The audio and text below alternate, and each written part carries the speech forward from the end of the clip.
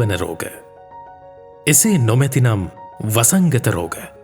ලෝකයට වගේම ශ්‍රී ලංකාවටත් අලුත් දෙයක් නොවෙයි. අතීතයේදීත් අපේ රට විවිධ වසංගත රෝග තත්ත්වයන්ට මුහුණ දුන්නා. වසූරිය, මැලේරියාව, කොලරාව, සරම්ප, පැපොල ආදිය එවැනි බෝවන රෝග අතරින් කිහිපයක්. අතීත ලක්වැසියන් සරම්ප පැපොල වැනි රෝග හැඳින්වූවේ දෙයියන්ගේ ලෙඩ යනුවෙන්. එවැනි බෝවන රෝගයක් පවුලේ කෙනෙකුට වැළඳුණු අවස්ථාවක නිවසට පිවිසෙන කඩුල්ලට ඉහලින් ගොක්රැහැන් දොරකඩ කොහොඹ ඉති එල්ලා නිවැසියන් අසල් වැසියන්ට දැනුම් දුන්නේ නිවසේ බෝවන රෝගයකට බඳුන් වූ අයෙක් ඉන්නා බවයි. අසල් වැසියන්ට එහරහා ඇඟ වූයේ රෝගය බෝවිය හැකි හෙයින් පැතිරීයාමට ඉඩ ඇති බැවින් හැකි තරම් දුරස්තව සිටිය යුතු යන්නයි. අතීතයේ අපට තිබුණේ එවැනි ස්වයං විනයක් සහ සංස්කෘතියක්. ඒ ස්වයං විනය එදාට වඩා අදට අපට අවශ්‍ය වී තිබෙනවා. නව කොරෝනා වෛරස ආසාදනය එහෙම නැතිනම් COVID-19 ශ්වසන රෝගයක් ලෙස ව්‍යාප්ත වන ගෝලීය වසංගත තත්ත්වයක් බව ලෝක සෞඛ්‍ය සංවිධානය ප්‍රකාශ කර තිබෙනවා. එමෙන්ම මෙය කෙතරම් භයානක වෛරසයක් දෙයන්න ගැන ඔබ අප හොඳින් දැනුවත්. ලෝකයේ සංවර්ධිත රටවල පවා මිනිසුන් දිනකට දහස් ගණනින් මිය කියා. නමුත් මෙරට සෞඛ්‍යංශයේ සහ අනෙකුත් අදාළ අංශවල බලධාරීන්ගේ ඉතා ඉහළ මට්ටමේ උපායමාර්ගික සැලසුම් නිසා මෙම රෝග ව්‍යසනයෙන් ඇතිවිය හැකිව තිබූ භයානක තත්ත්වය ඇත්තෙන්ම පාලනය කරගෙන අවසන්. නමුත් අප මතක තබාගත යුත්තේ අවදානම තවමත් සම්පූර්ණයෙන්ම දුරුවී නැති බවයි. කෙසේ වෙතත් රට යථාතත්වයට පත් කරගන්නට වගේ මහජන සුභසාධනය සඳහාද දැන් රජයේ මෙන්ම පෞද්ගලික අංශයේද සේවාස්ථාන මෙන්ම ව්‍යාපාරස්ථාන විවෘත කර තිබෙනවා. තවදුරටත් COVID-19 පැතිරීමේ අවධානම පවතින හෙයින්ම සියලුම සේවා සහ ව්‍යාපාරික ස්ථාන කටයුතු කළ යුතුව තිබෙන්නේ රෝගය පැතිරීම හැකි උපරිමයෙන්ම පාලනය කර ගනිමින්. එහෙයින්ම සෞඛ්‍ය හා දේශීය වෛද්‍ය සේවා අමාත්‍යංශය මගින් සේවා ස්ථානවල COVID-19 ව්‍යාප්තිය වැළැක්වීමට පෙරසූදානම සහ ප්‍රතිචාර දැක්වීම සඳහා වන මෙහෙයුම් මාර්ගෝපදේශ දැන් ලබා දී තිබෙනවා. ස්වභාවයෙන්ම සෑම සේවා ස්ථානයකටම පාහේ සැලකිය යුතු ජනතාවක් රැස් වෙනවා. එහෙයින්ම එම සේවා ස්ථාන ආරක්ෂිතව තබා ගැනීම සියලු දෙනාගේම යුතුකමක් සහ වගකීමක්. COVID-19 පැතිරීම පාලනය කිරීම සඳහා වූ මාර්ගෝපදේශන ක්‍රියාත්මක කිරීමේ වගකීම සෑම ආයතනයකම කළමනාකාරීත්වය සතු වෙනවා. COVID-19 රෝගය ක්‍රම 3කින් සම්ප්‍රේෂණය වන්නට පුළුවනි.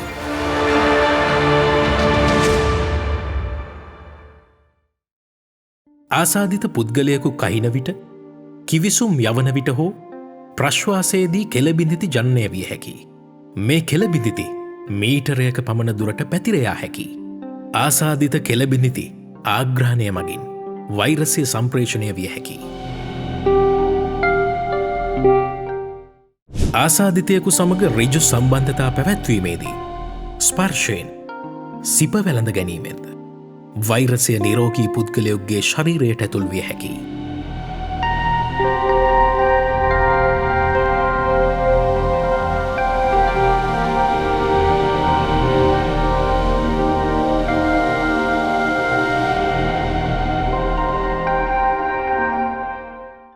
වෛරසය ඍජු නොවන ආකාරයෙන්ද ශරීරගත විය හැකි බව අප මතක තබාගත යුතුයි.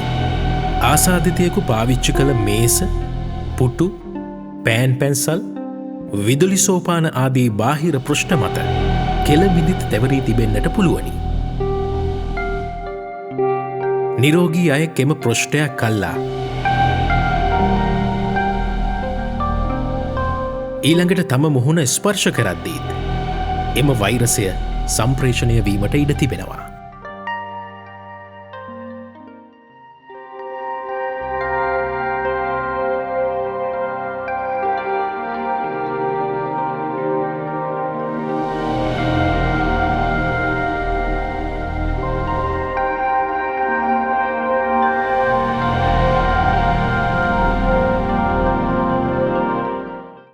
මේ භයානක වසංගතය පිටු දකින්නට අපට අනුගමනය කරන්නට තිබෙන්නේ ඉතාමත් සරල හා පහසු පුරුදු කිහිපයක් පමණයි.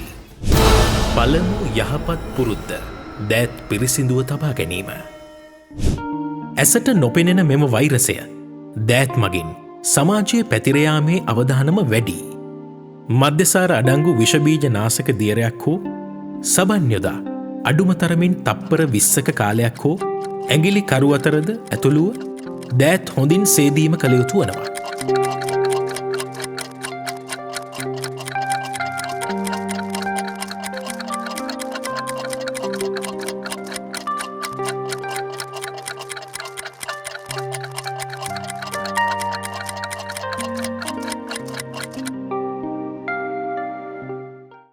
දෙවන යහපත් පුරුද්ද සමාජ දුරස්ථ භාවය. අතීත සමාජ හැසිරීම් එකිනෙකාට බෙහෙවින් ලංව ඇසුරු කිරීම් කෝවිඩ් වසංගතය සමගම වෙනස් කළ යුතුව තිබෙනවා. සමාජ දුරස්ථ භාවය පවත්වා ගැනීම ඒ අනුව දෙවන යහපත් පුරුද්ද වී අවසන්. එකිනෙකා අතර අඩුම තරමින් මීටරයක පමණ දුරපරතරයක් පවත්වා ගැනීම මෙම භයානක වෛරසය පැතිරීම වලකාලිය හැකි හොඳම ක්‍රමයක් ලෙස වෛද්‍ය විශේෂඥයන් නිර්දේශ කරනවා. දෙවන යහපත් පුරුද්ද විෂබීජ හරණය. නිවසේ කාර්යාලයේ පොදු ස්ථානවල අප ස්පර්ශ කරන ආසාදිතයොක්ගේ කෙලබිනිති පතිතව තිබිය හැකි සෑම ස්ථානයක්ම විෂබීජ නාසක දීර ඉස විෂබීජ හරණය කිරීම අනිවාර්යයි.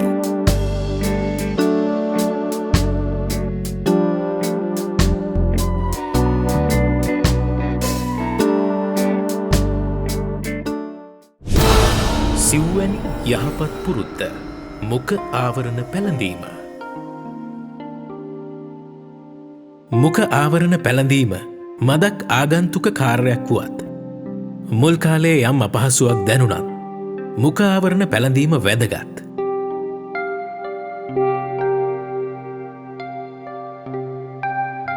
ඔබ පළඳින මුඛ ආවරණය නිතර ස්පර්ශ කිරීමෙන් වැළකී යුතු අතර එය භාවිතයේ නිවත් කරන විට කසල බඳුනකට දැමීමද ඒ වහා දෑත් පිරිසිදු කර ගැනීමද කළ යුතුයි.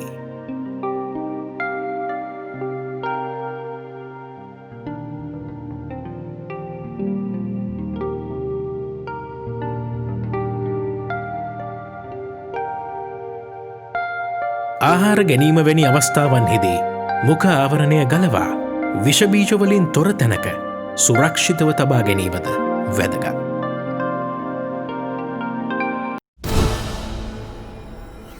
පස්වන යහපත් පුරුද්ද ස්පර්ශය අවම කිරීම.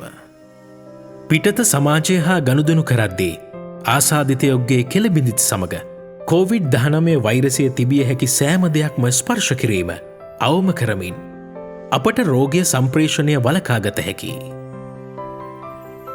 COVID-19 රෝගය පැතිරයාම මැඩලීම සඳහා සෞඛ්‍ය හා දේශීය වෛද්‍ය සේවා අමාත්‍යංශය මගින් නිකුත් කර ඇති මාර්ගෝපදේශයේ ඇතුළත් නිර්දේශ ක්‍රියාවට නංවමින් සේවා ස්ථානයන්හි වෛරස සම්ප්‍රේෂණය වැළැක්වීම ආයතන ප්‍රධානීන්ට පැවරෙන සුවිශේෂ වගකීමක්.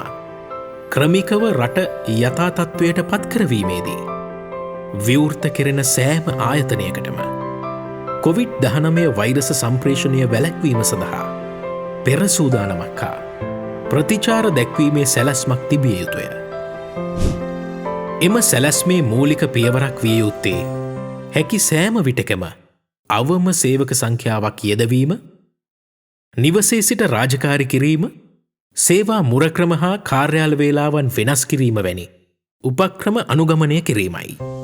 එමෙන්ම රෝගලක්ෂණ සහිත අය පසුගිය දින 14ක් ඇතුළත ආසාදිතයකු හෝ ආසාදිතයයි සැක සහිත අයකු සමග යම් සබන්තා පැවැත්වූ අය, අදාළ අංශමගින් නිරෝධායනයට යොමු කර ඇති අය කිසි සේත්ම සේවයට කැඳවී යුතු හෝ සේවයට වාර්තා කළ යුතු නැහැ.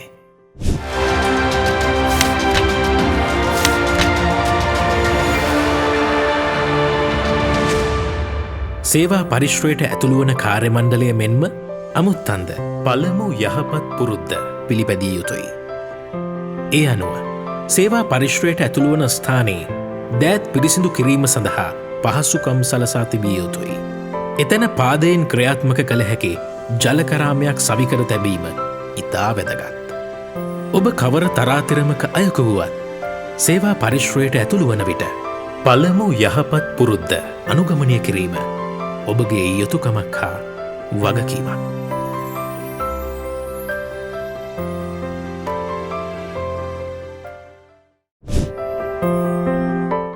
සෑම සේවා මුරයකටම පෙර සහ පසු ඇඟිලි සලකුණු යන්ත්‍රය විෂබීජ හරණ දියර යොදා පිරිසිදු කරවීමට වග බලාගත යුතුමයි.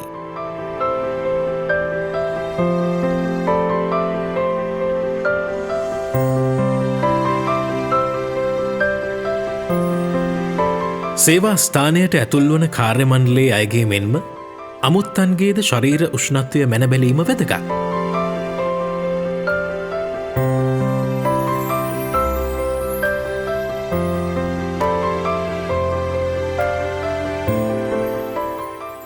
සේවා ස්ථානයේදී කොවිඩ්-19 රෝගී බවට සැකසහිත පුද්ගලයකු අනාවරණය වුවහොත් 1390 ෂණික දුරකථන අංකය අමතා ලැබෙන උපදෙස් අනුව කටයුතු කිරීම වැදගත්.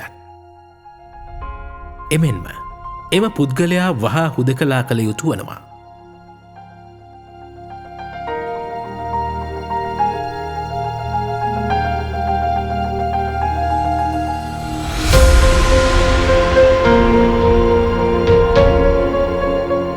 ඒ සඳහා සෑම සේවා ස්ථානයකම වෙනමම කුටියක් වෙන් කර තැබීම වඩාත් සුදුසුයි.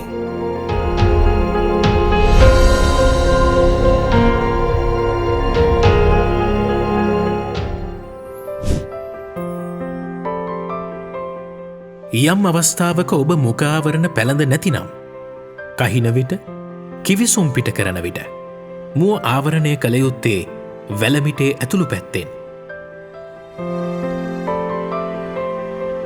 එසේ නොමැතිනම් ටිෂූ කඩදාසියකින් මුව හා නාසය හොඳින් ආවරණය කරගෙන ඉතා ආරක්ෂාකාරී ආකාරයෙන් එම ටිෂූ කඩදාසිය අසල කසල බඳුනකට බැහැර කළ යුතුයි.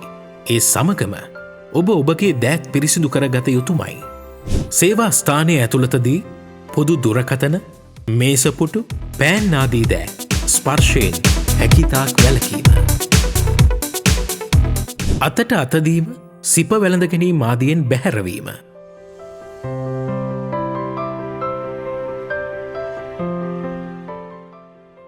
ආයතනයේ සේවක මණ්ඩලය සමග වාචික සංනිවේදනය හැකිතාක් අවම කිරීම ඉතාමත්ම වැදගත්.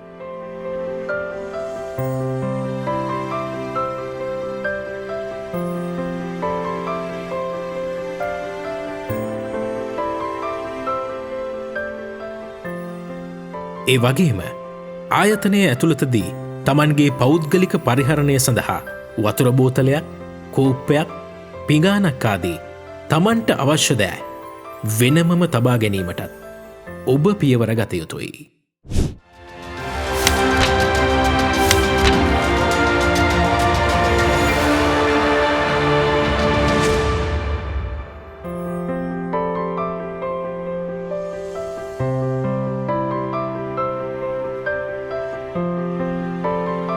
සේවා කවුන්ටරයන්හි කාර්යමණ්ඩල වෛරස සම්ප්‍රේෂණය වළක්වා ගනු පිණිස මෙම උපදෙස් පිළිපැදීම ඉතා වැදගත්. ගනුදෙනු කිරීමේදී පාරිභෝගිකයා සමග මීටරයක දුරස්ථභාවය පවත්වා ගත යුතු වනවා. දෙපාර්ශවය අතර වීදුරු, ප්ලාස්ටික් හෝ ඝන පොලිතින් ආවරණයක් තබා ගැනීමද කළ හැකියි. මධ්‍යසාර අඩංගු දෑත් පිරිසිදුකාරක කවුන්ටරයකට එකක් බැගින් තබා ගැනීම සෑම ගනුදෙනුවක් අවසානයේම දෑත් විෂබීජ හරණයට ලක්කිරීම, එසේ නැතිනම් විකල්පයක් ලෙස අත්වැසුම් භාවිත කළ යුතුයි. ගනුදෙනුකරුවන් සතු මුදල්, ලියකියවිලි ආදිය ඇල්ලීම හැකි තාක් අවම කරන්න. ඔවුන් සමග පෑන හුවමාරු කර ගැනීමෙන් වළකින්න. පෑන හුවමාරු කර ගැනුණොත් වහා පෑන සහ දෑත් විෂබීජ හරණයට ලක් කළ යුතුයි. ගනුදෙනුකරු ක්‍රෙඩිට් හෝ ඩෙබිට් කාඩ් පතක් ලබා දුන්නේ නම් එය ගනුදෙනුකරු ලවාම යන්ත්‍රයට ඇතුළු කරවන්නට හා ඉවත් කරවන්නට ඔබට පුළුවනි.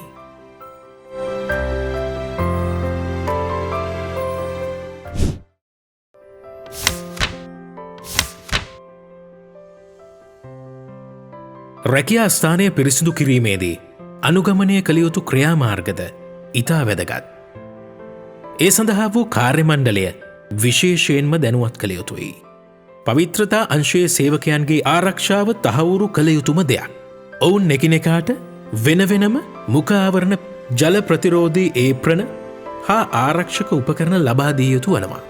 පිරිසිදු කිරීමේ කාර්යමණ්ඩල සේවකයන් එකට ගැවසීම වැළැක්වීමට පියවර ගැනීම කළමනාකාරීත්වයේ වගකීමක්.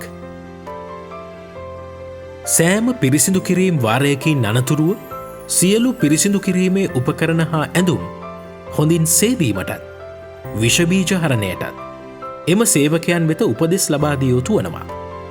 නිවැරදිව අපද්‍රව්‍ය බැහැර කිරීම හා විෂබීජ හරණයට අවශ්‍ය දැනුම සහ පුහුණුව පිරිසිදු කිරීමේ කාර්යමණ්ඩලයට ලබා දීමත් සිදු කළ යුතුයි.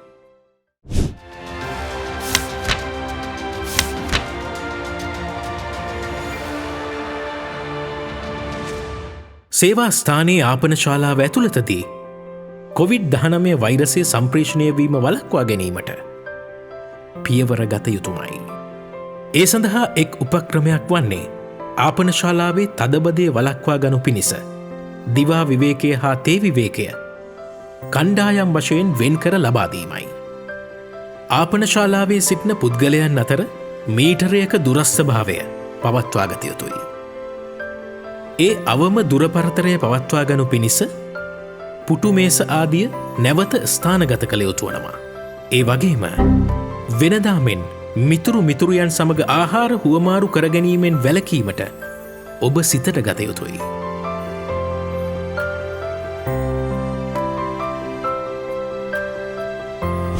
සේවා ස්ථානයෙන් පිටතට පැමිණීමේදීද ඔබේ දෑත් විෂබීජ හරණයට ලක්කරගන්නටත් දුරපරතරය පවත්වා ගනිමින් පිටතට පැමිණීමටත් ඔබ මතක තබා ගත යුතුයි.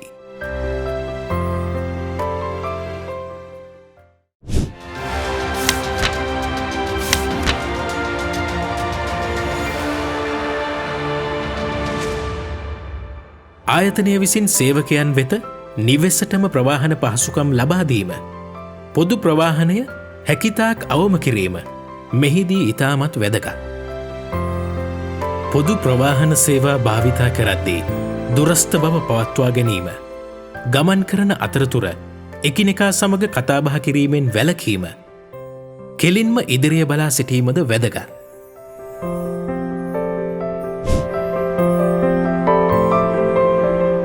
නිවෙසට පැමිණි විගස ඔබේ සමීපතමයන් කිසිවකු ඔබ සමීපයට ඒමට මත්තෙන් ඔබගේ ගමන් මල්ල විෂබීජ නාශක යොදා පිරිසිදු කිරීමට ඔබ භාවිත කරන පාවහන් අනිවාර්යයෙන්ම දැඩි සූර්ය රශ්මියට යොමු කිරීම ඉතා වැදගත්.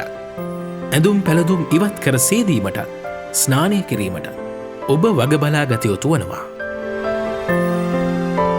කොවිඩ්-19 රෝගය තුරන් කර ගනිමින් අප රට නැවත යථාතත්වයට ගෙනීමට සෑම අයුරකින්ම දායකත්වය ලබාදීම අප සැමගේ යුතුකමක් හා වගකීමක්. ඒ ආයතන සඳහා සුදුසු ආකාරයට සැලසුම් සකසා ගැනීමට පමණි.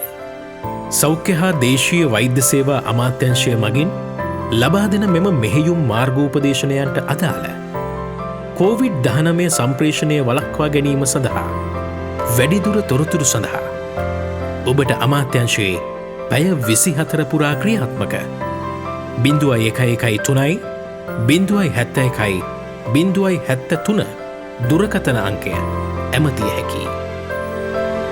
නොමැතිනම් තිරයේ දැක්වෙන වෙබ් අඩවිවලට පිවිසීමේ හැකියාවද ඔබට තිබෙනවා.